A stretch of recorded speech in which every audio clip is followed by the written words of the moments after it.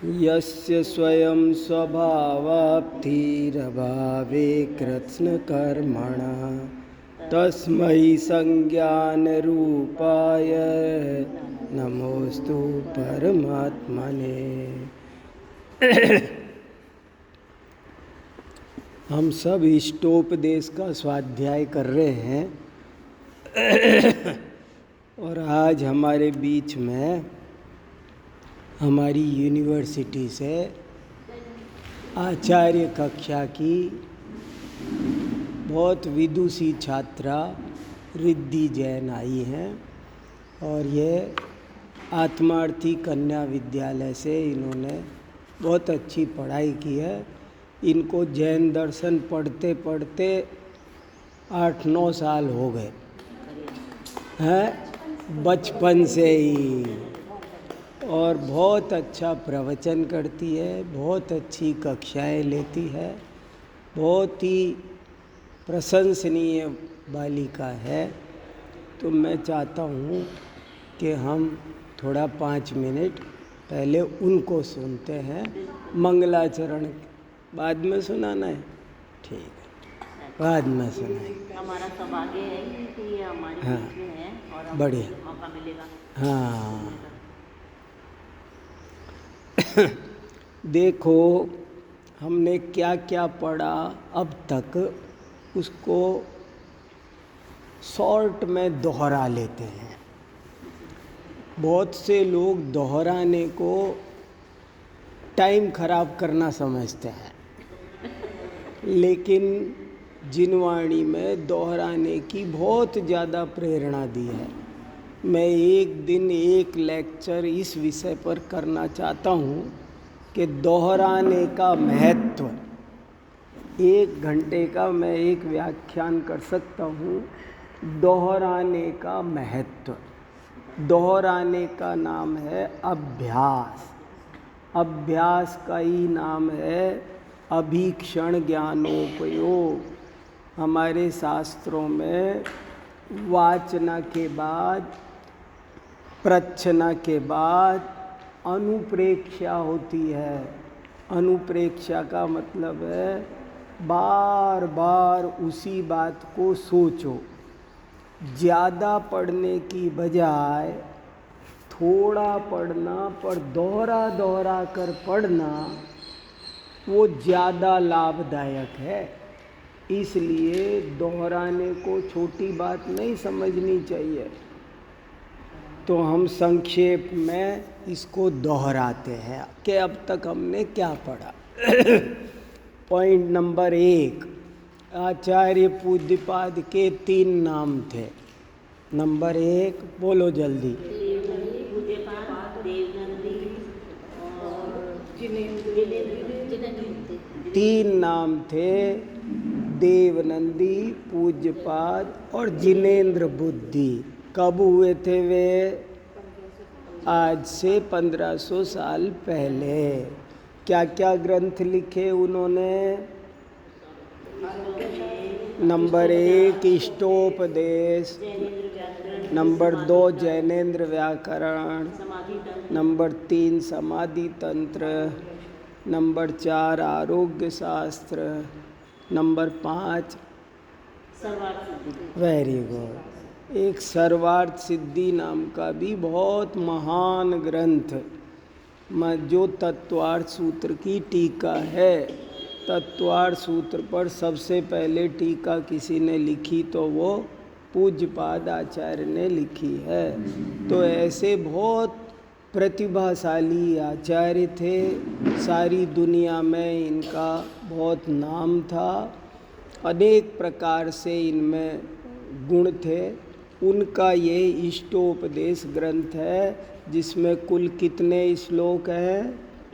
51 श्लोक। किसे कहते हैं? श्लोक माने क्या? श्लोक का मतलब है जिसमें 8 बाय 8 8 8 8 के सिस्टम से 4 पद कुल मिलाकर 32 अक्षर होते हैं। वो उसको संस्कृत में श्लोक कहते हैं। ये वो ही श्लोक है संस्कृत का सबसे छोटा छंद।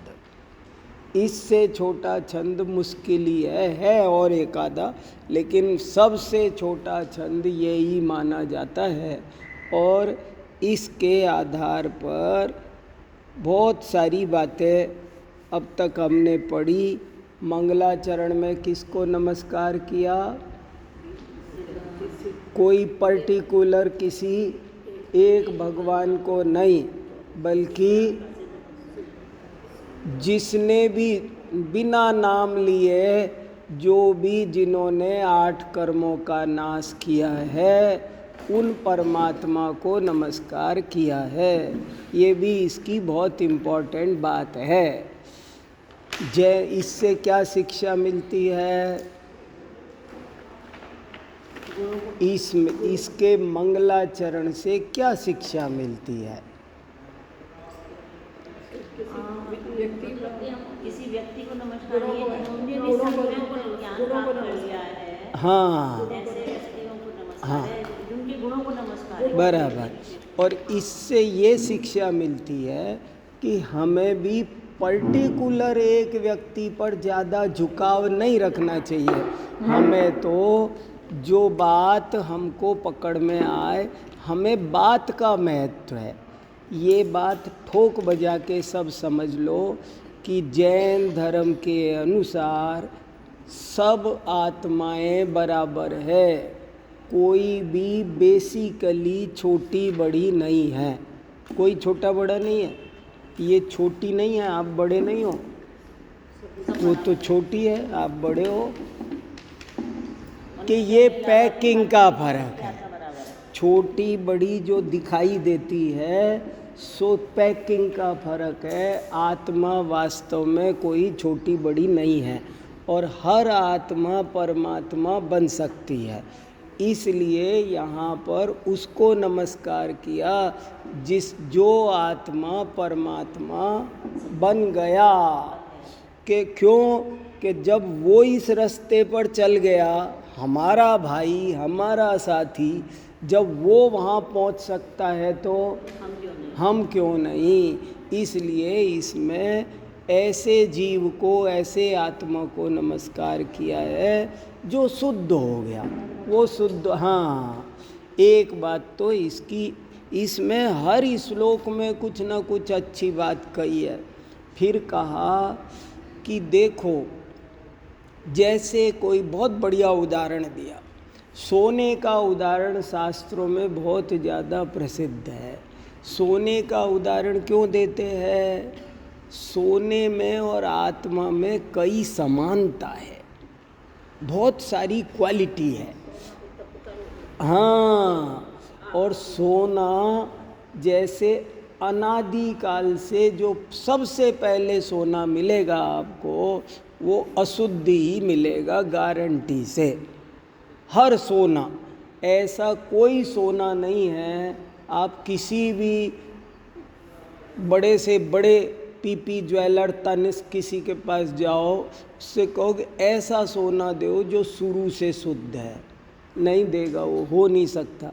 तपा के ही सोना शुद्ध बनता है। इसलिए ये खास बात है कि आत्मा भी अनादिकाल से कर्म कालिमा सहित है। और शुद्ध कैसे होता है? कि जैसे उसको 16 बार तपाना पड़ता है, एक बार भी नहीं। ऐसे ही इस आत्मा को भी 14 गुण स्थान पार करने हैं, तब जा कर के ये शुद्ध होगा। अभी हम और आप कहाँ बैठे हैं? बिल्कुल 14 सीढ़ी के नीचे।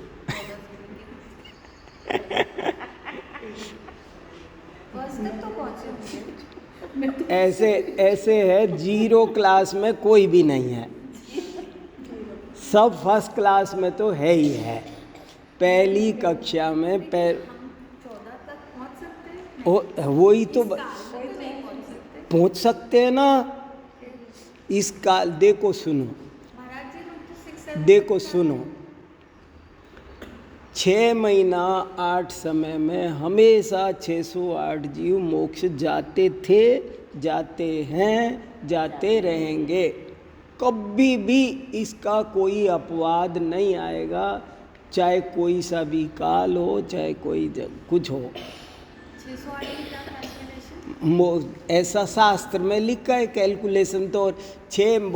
उन्होंने केवल ज्ञानी के ज्ञान में झलका कि जब हर 6 महीने में ऐसा हिसाब बैठ जाता है कि 608 जीव मोक्ष चले जाते हैं, तो वो तो अभी भी जा रहे हैं, अभी भी रुके तो है नहीं।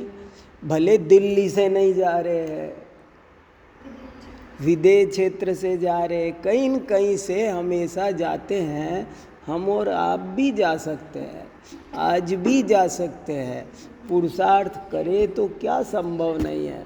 इसलिए हम 6 महीने 8 समय, 6 महीना 8 समय में 608, कभी भी ना एक ज़्यादा जाएगा, 609 नहीं जाएंगे। यहाँ से भी जाते हैं। जब आदिनाथ भगवान थे, जब 24 तीर्थंकर थे, तो यहाँ से भी जाते थे ना। कुल गिनती ये बैठेगी कि 6 महीने 8 समय में 608 मोक्ष जाएंगे, और 6 महीने 8 समय में 608 ही निगोद से निकलेंगे। और मतलब इसमें कोई भी गुणस्थान वाले अक्रॉस 14 जा सकते हैं। हाँ, बिल्कुल जा सकते हैं, लेकिन जाएंगे। ऐसा नहीं होगा कि पहले गुणस्थान से मोक्ष चले जाएंगे। मतलब पहले से कषाय प्रकृति को सबको क्रॉस करके जाएंगे।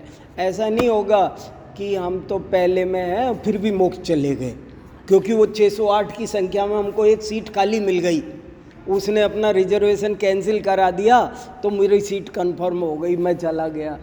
ऐसे नहीं, आपको भी बाकायदा 14 गुणस्थान की जो प्रक्रिया है, आज तक एक भी जीव ऐसा मोक्ष में नहीं गया है जो 14 गुणस्थान पार नहीं किए हों। सब ने किए हैं, चाहे तीर्थंकर हो तो भी, तो अपन भी जा सकते हैं। तो इस तरह से इसमें ये बहुत अच्छी बात आई है। मगर अब हमने कहाँ तक पहुँच गए, वहाँ से आगे बढ़ेंगे। हमने 11वां छंद हमने पढ़ लिया, पर हम 11वें को रिपीट करेंगे, ठीक है ना? हाँ तो ठीक है, 9 से एक बार पढ़ेंगे। 9 नंबर से हम एक बार फिर से रिपीट करते। देखो बहुत अच्छे हैं,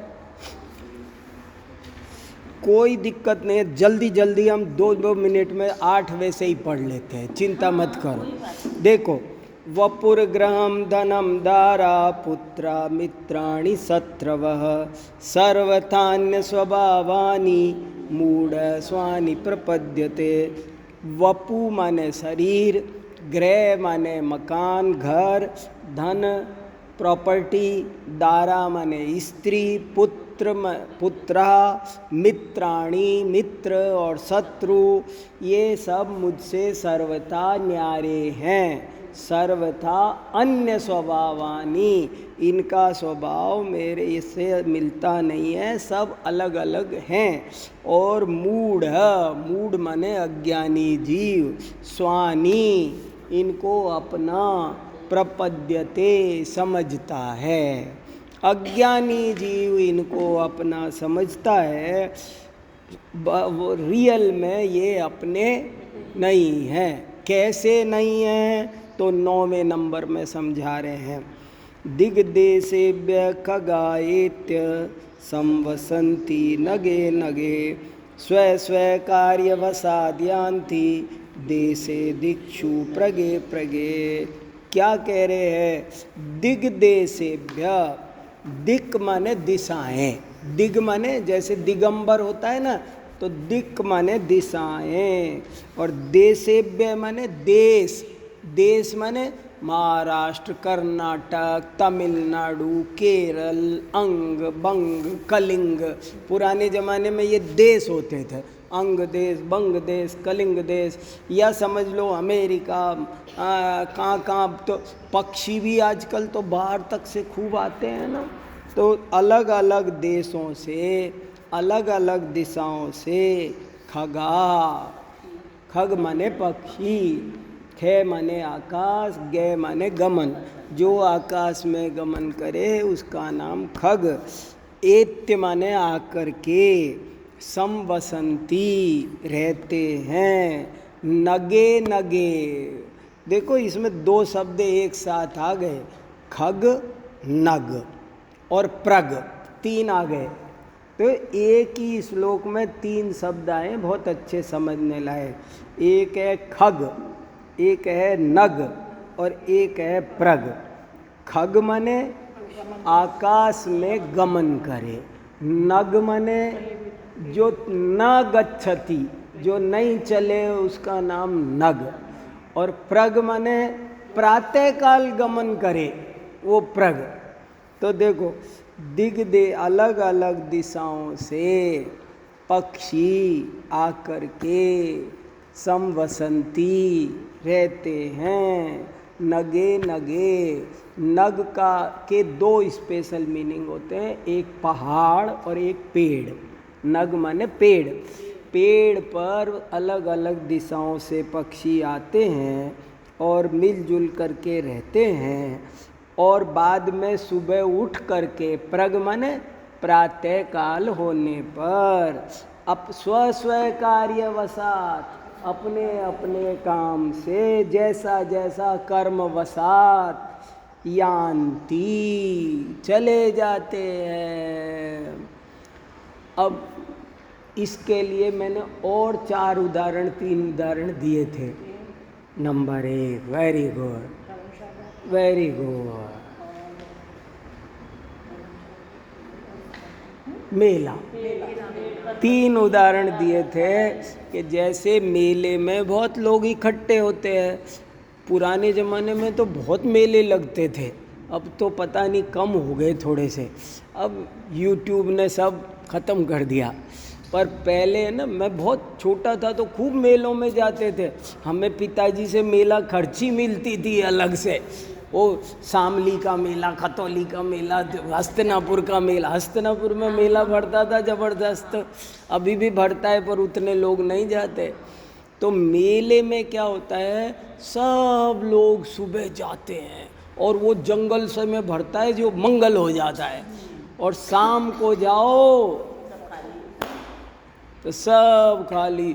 जहाँ पर दिन में सिर ही सिर दिखाई दे रहे थे, शाम को अलग अलग जगह से सब आए थे और अलग अलग चले गए। ट्रेन का उदाहरण भी यही देता है। यहाँ से दिल्ली से बम्बई ट्रेन चली तो उसमें सवारियाँ हर स्टेशन पे चढ़ती है और अपने अपने स्टेशन पर उतर जाती है। सब इकट्ठे होके बैठते हैं, एक दूसरे का खाना भी शेयर करते हैं, मगर जिसका जहाँ का टिकट है उतर जाता है।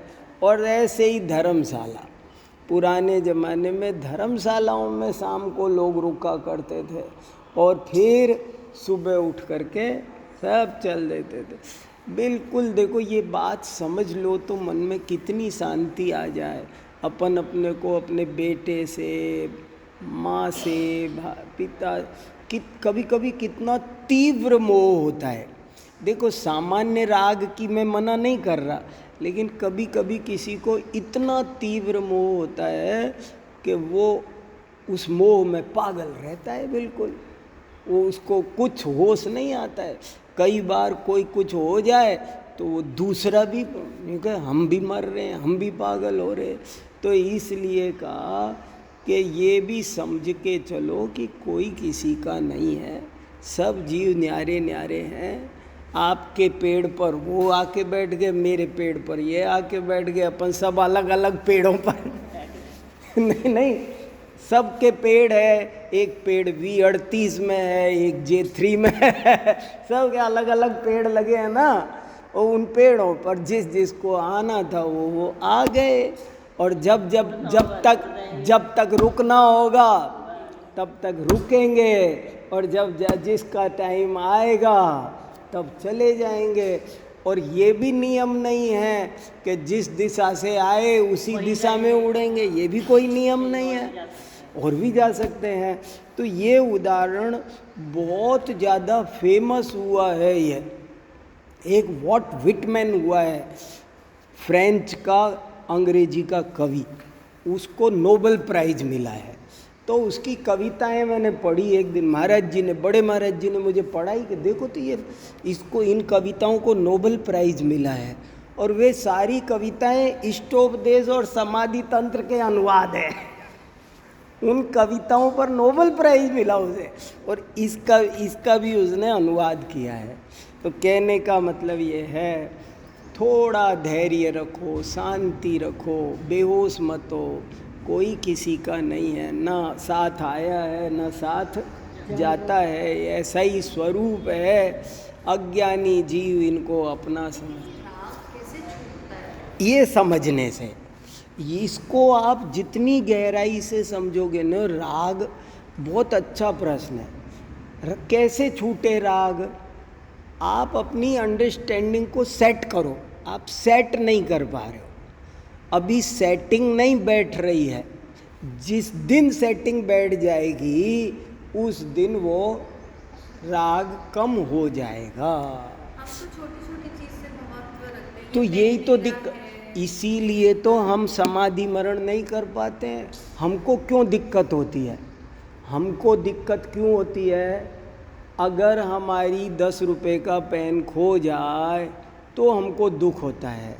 तो अब 10 रुपए के हिसाब से हमारी प्रॉपर्टी का एवरेज लगाओ।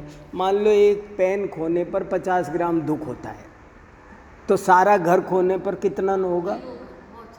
तो इसलिए, और जब हम ये समझेंगे क्या है इसमें, और जो पुण्य के उदय अनुसार आपके भाग्य की सामग्री है वो तो कहीं जाने वाली नहीं है। आप छोड़ दोगे तो भी आपको जहाँ जाओगे वहाँ आपके पुण्य परिमाण उतना हिस्सा मिलना ही मिलना है।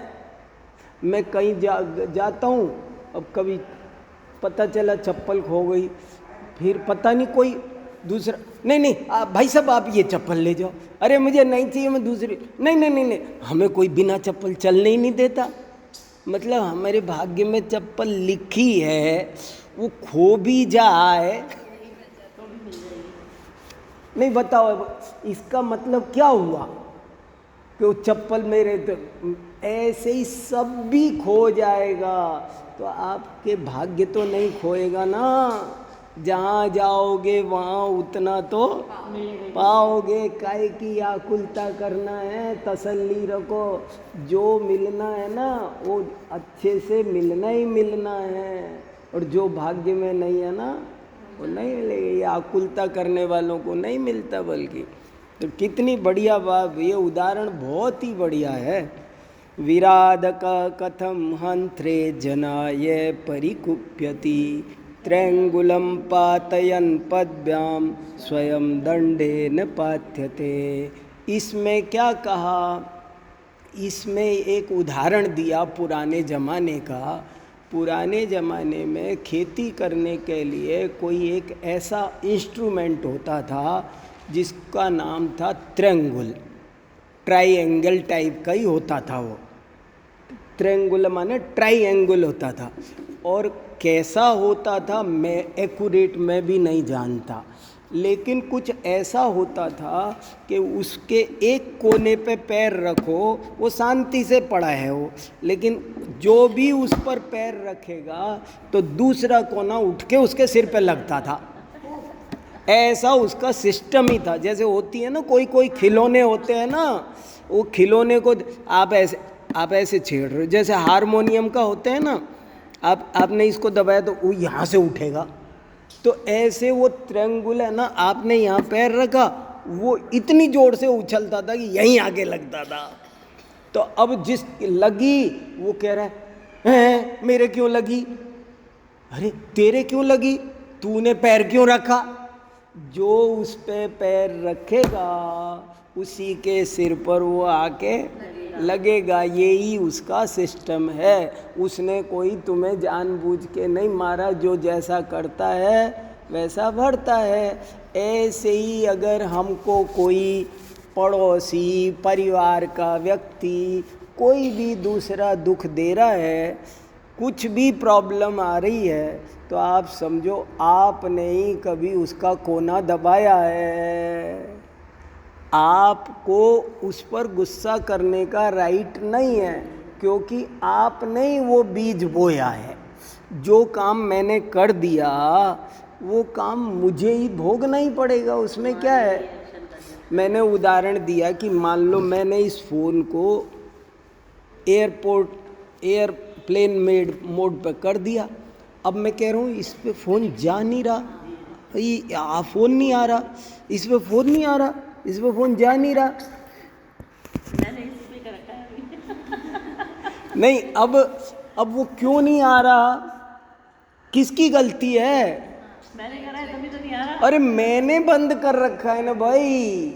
ऐसे ही अगर कोई धन नहीं आ रहा है तो मैंने बंद किया है, अगर कुछ सुख शांति नहीं आ रही है तो मैंने बंद कर रखी है, दुख आ रहा है तो मैंने चालू कर, मैंने जो पता किसे चला है कि मैंने किया? उसके अलावा हो नहीं सकता। वो उछलेगा कैसे?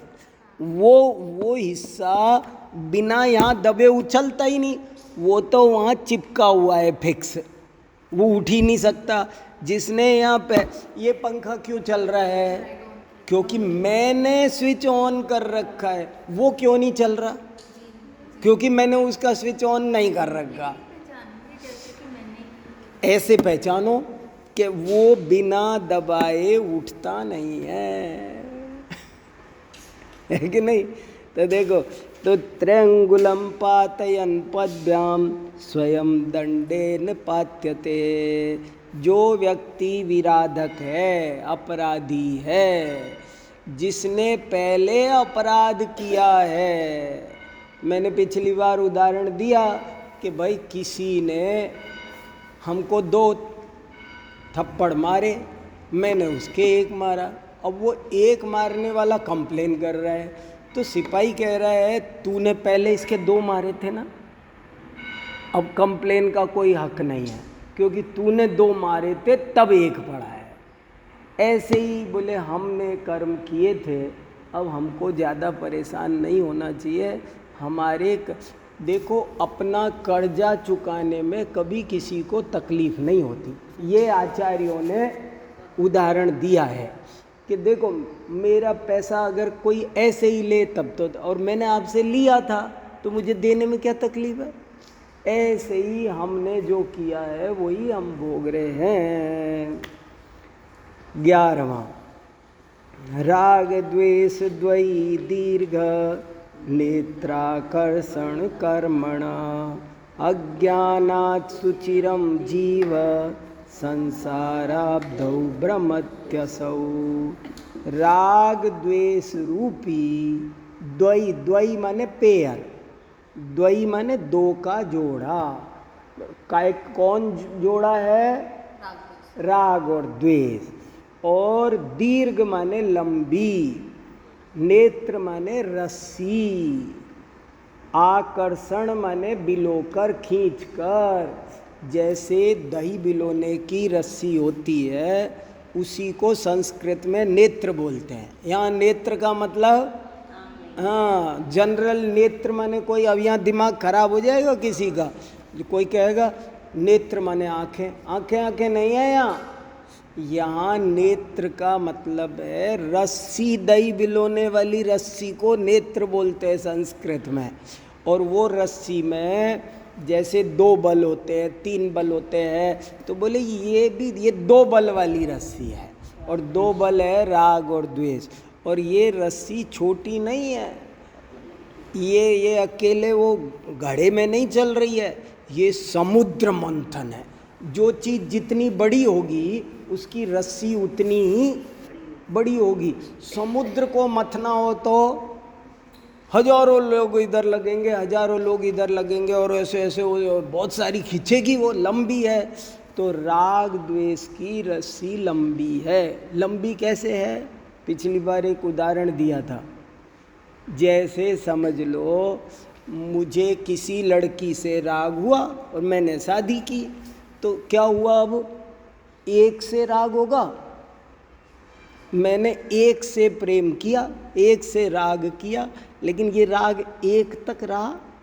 अब उसके भाई बहन, माँ बाप, मामा मौसा फूफा, पूरे कुटुंब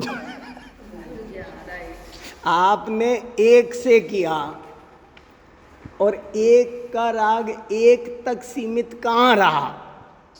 वो राग आपको बहुत चीज़ों तक ले जाता है।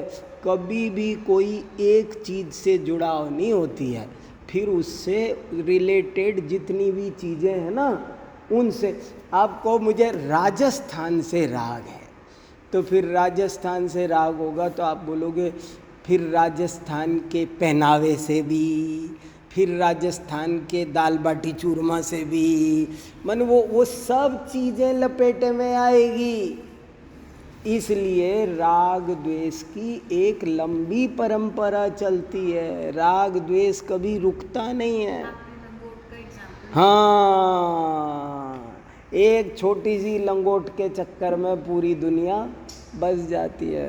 राग द्वेष द्वयी दीर्घ नेत्राकर्षण कर्मणा अज्ञानात् सुचिरं जीव संसाराब्धौ भ्रमत्यसौ।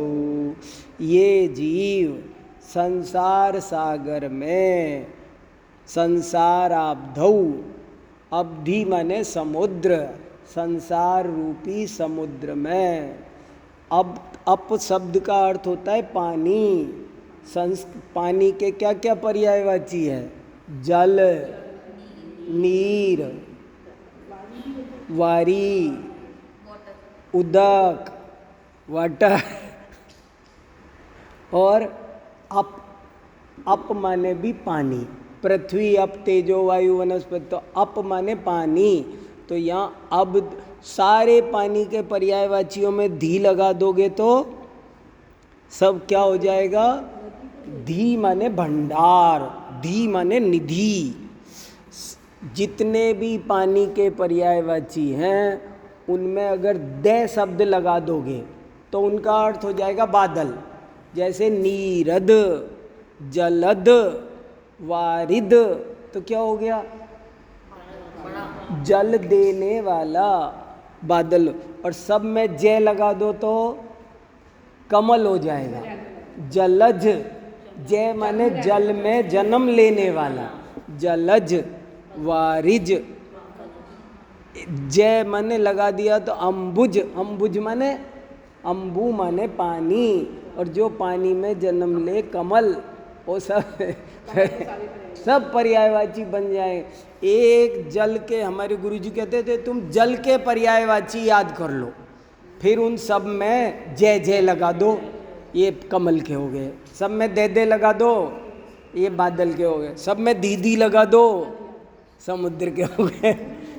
तो अवधि माने समुद्र, संसार रूपी समुद्र में ये जीव भ्रमण कर रहा है, करता रहता है। क्यों करता रहता है? वो मथानी कब तक घूमेगी?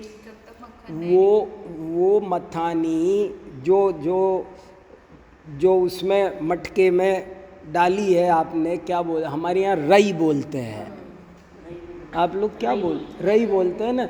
रई को डालते हैं मटके में, दही के मटके में, फिर वो रस्सी से ऐसे खींच, तो वो कब तक घूमेगी? वो रस्सी कब तक घूमेगी? जब तक रागद्वेष का मक्खन अब यहाँ मक्खन, भले मक्खन ना आए, लेकिन जैसे ही रस्सी खुली, अगर रस्सी छूट गई, ऐसे देखो, ऐसे ऐसे खींचा और रस्सी खुल गई, तो मथानी नहीं घूमेगी। रस्सी जब तक है तब तक वो रही घूमेगी। ऐसे ही ये जीव संसार सागर में कब तक घूमेगा? जब तक राग द्वेष की रस्सी है। राग द्वेष की रस्सी, इसको जीव की जगह क्या है? रई। यहाँ किसको कहा है? रई किसको कहा है? जीव को। और मटका क्या है? संसार। और रस्सी क्या है? राग द्वेष। ऐसे उदाहरण समझो इसका बढ़िया। मटका पर, मटका है संसार, रई है जीव और रस्सी है राग द्वेष, और निकल क्या रहा है? मक्खन की जगह क्या? दुखी दुख। राग द्वेष की रस्सी संसार को मथेगी तो क्या निकलेगा? संसार को मथ रहे हैं ना, मत का। देखो, आप दही मथ रहे हो इसलिए मक्खन निकल रहा है, आप पानी मथते तो कुछ भी ना निकल। ये ऐसे ही यहाँ पर आप संसार को मथ रहे हो तो क्या मिलेगा? दुख। राग द्वेष से मथ रहे हो, ये रई कब तक घूमेगी? जब तक बहुत बड़े रई खींचे जा रहे, खींचे जा रहे, खींचे जा रहे। राग द्वेष द्वयी दीर्घ नेत्राकर्षण कर्मणा अज्ञानात् सुचिरम जीवः संसाराब्धौ भ्रमत्यसौ। समझ में आ गया? कोई शब्द ऐसा है जो नहीं आया? सुचिर माने, चिर माने होता है, हाँ, चिर माने लॉन्ग पीरियड, बहुत पुराने समय से। कब से घूम रहे हैं हम संसार में? अनादिकाल से। इसलिए सुचिरम, बहुत लंबे पीरियड से। विपद भव पदावर्ते पदिके वातिवाह्यते यावत्तावत् भवन्त्यन्या प्रचुरा विपदा पुरा। विपद भव पदावर्ते। अब एक और नया उदाहरण दे रहे, बहुत बढ़िया। पुराने ज़माने में एक रेंट होता था, तुम लोगों ने देखा है रेंट? मैंने देखा है। हाँ, पानी निकालते हैं हाँ, और गोल गोल घूमता मैंने, आपने देखा है?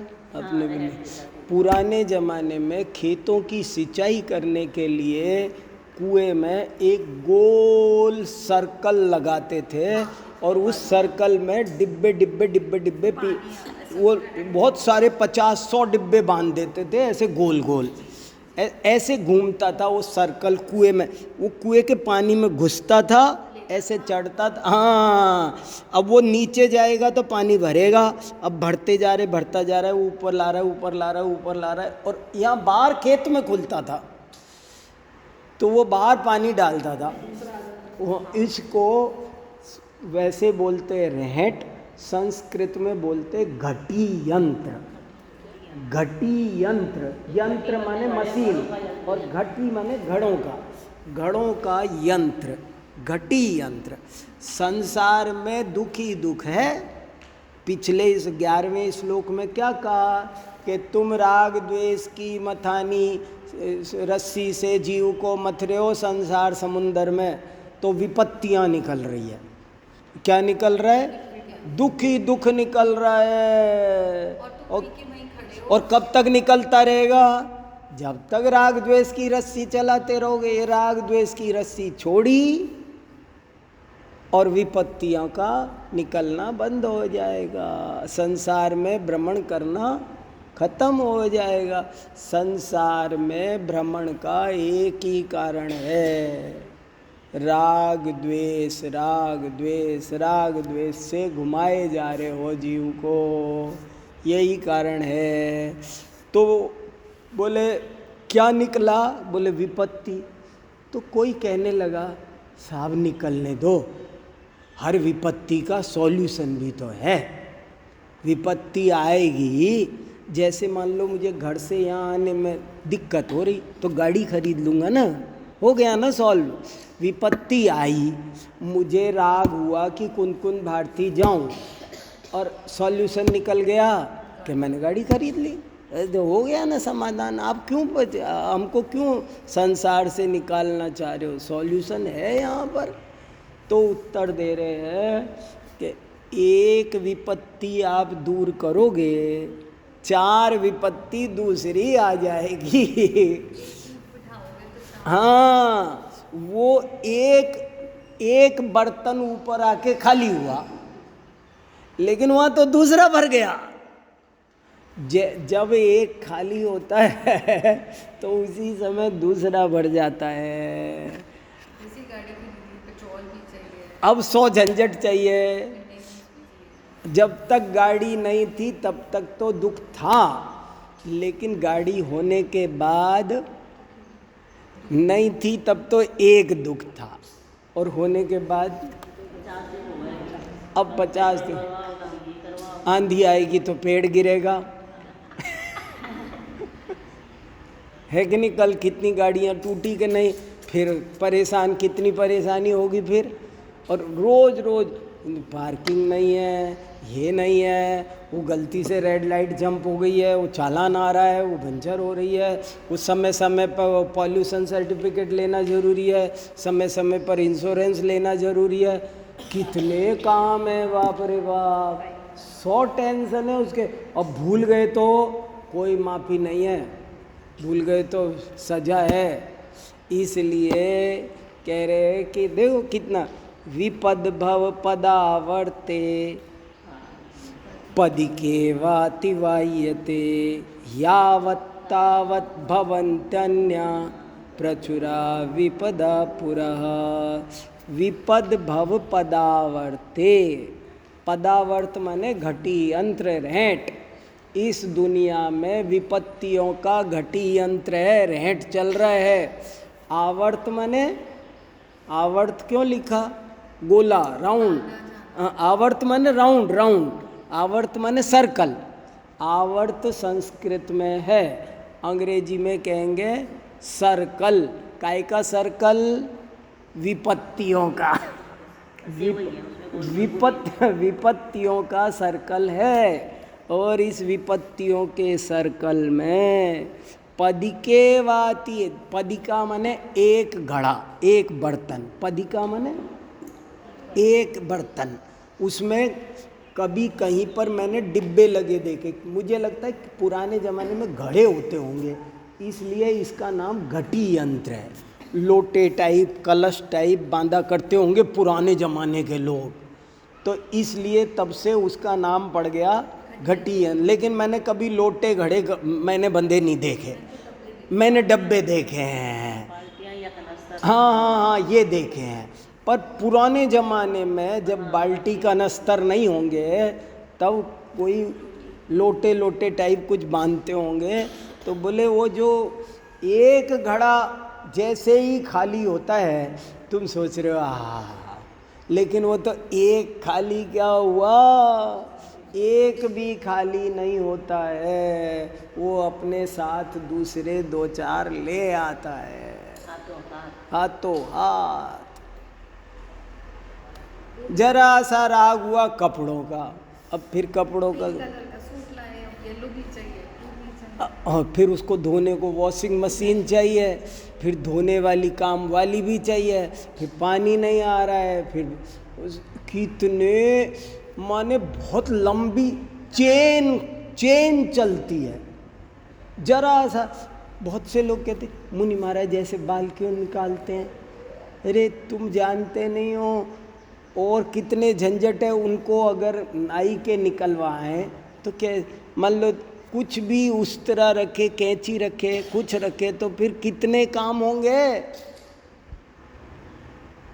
विपद भव पदावर्ते पदिकेवातिवाह्यते।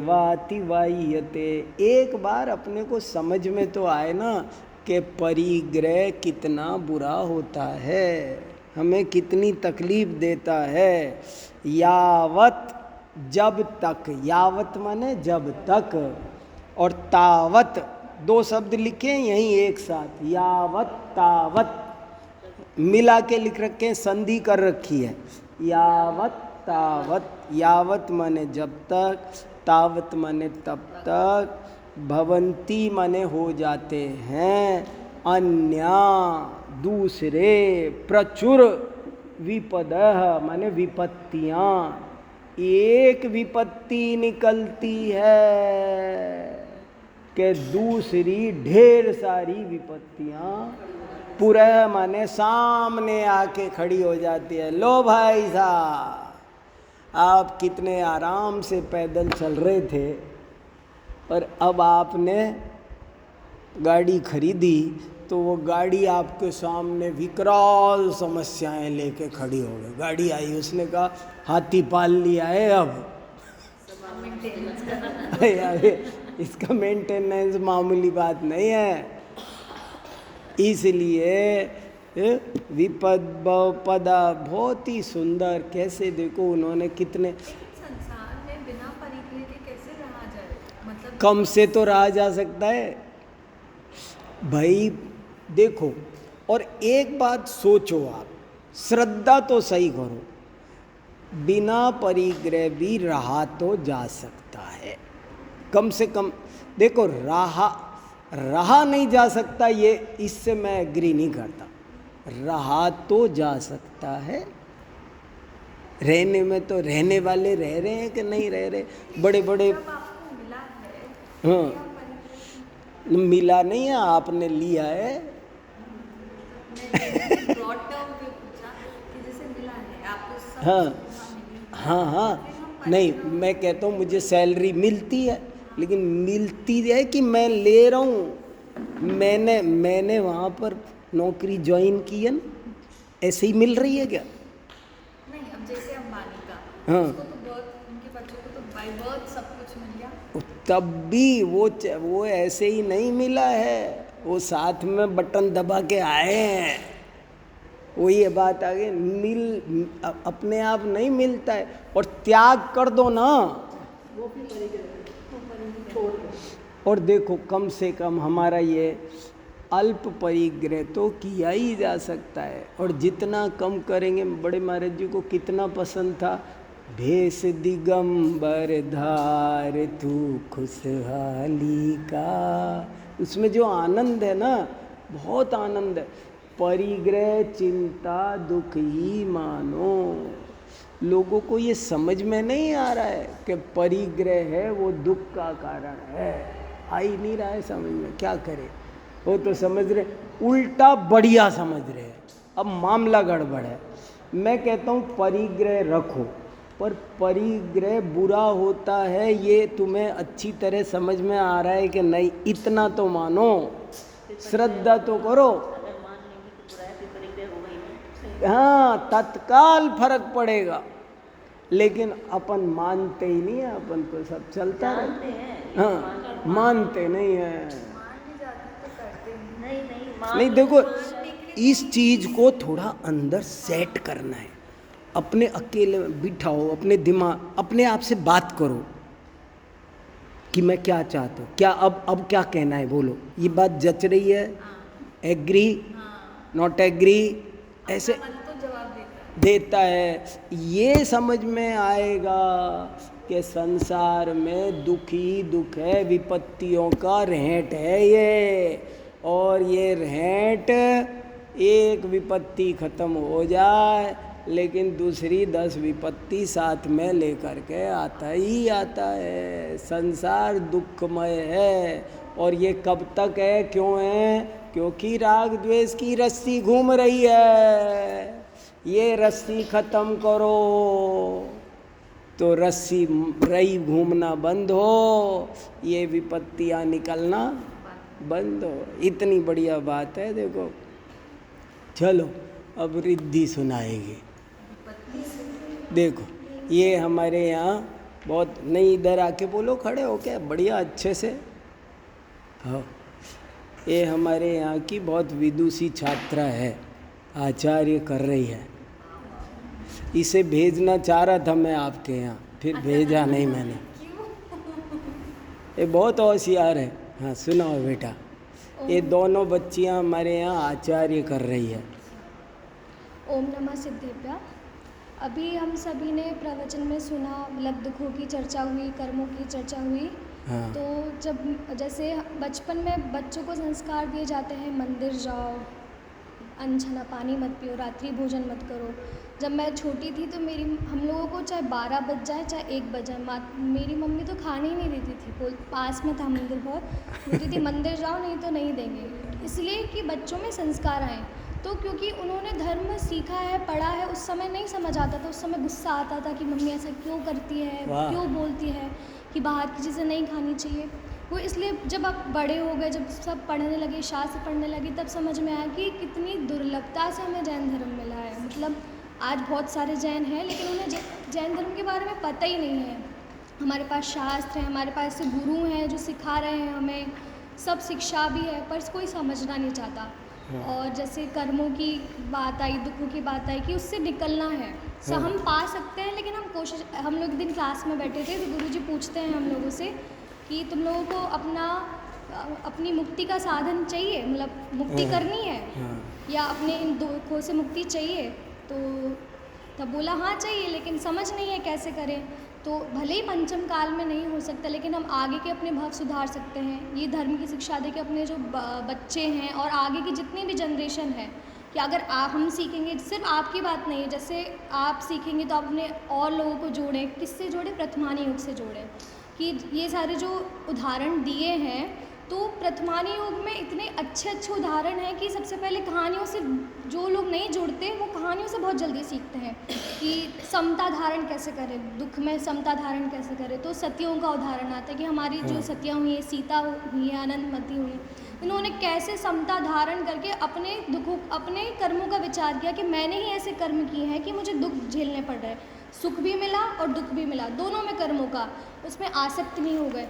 तो जब मैं अपनी मम्मी से पूछती हूँ कि उनमें बड़े लोगों में बहुत समता होती है, जब कोई दुख आता है तो क्या, मैं पूछती हूँ कि जैसे अगर हम में आएगा तो हम लोग बहुत ज़्यादा आकुल व्याकुल हो जाएंगे, बहुत ज़्यादा पैनिक करते हैं। तो मैंने पूछा मम्मी आप कैसे इसको एकदम काम तरीके से कैसे झेल जाती हो? तो बोली कि बेटा धर्म सब सिखाता है कि धीरे धीरे करके हम धर्म से जुड़े, एकदम से नहीं। गुरुजी कहते हैं कि भले ही 10 मिनट 15 मिनट स्वाध्याय करें लेकिन करना चाहिए सभी को। तो अगर जो भी श्रोतागण इसको सुने तो वो खुद भी जुड़े और अपने साथ साथ अपने घर वालों को धीरे धीरे करके, एकदम से नहीं, धीरे धीरे करके जोड़े, पर जोड़े ज़रूर कि हमारा तो भाव सुधरे ही और हमारे जो आगे जो हैं उन सबका भी भाव सुधरे। जय श्री वाह, बहुत अच्छा, बहुत बढ़िया। सोनम को सुनाना है कुछ, अगली बार सुनाइए, ठीक है? बहुत बढ़िया, शाबाश, बहुत अच्छा। चलो। जावाणी के ज्ञान ते सूझे लोकालोक, सोवाणी मस्तक नमो सदा देते मुंडो, हे जिन वाणी भारती तो ये जपो दिन रैन, जो तेरी शरणा गए सो पावे सुख चैन।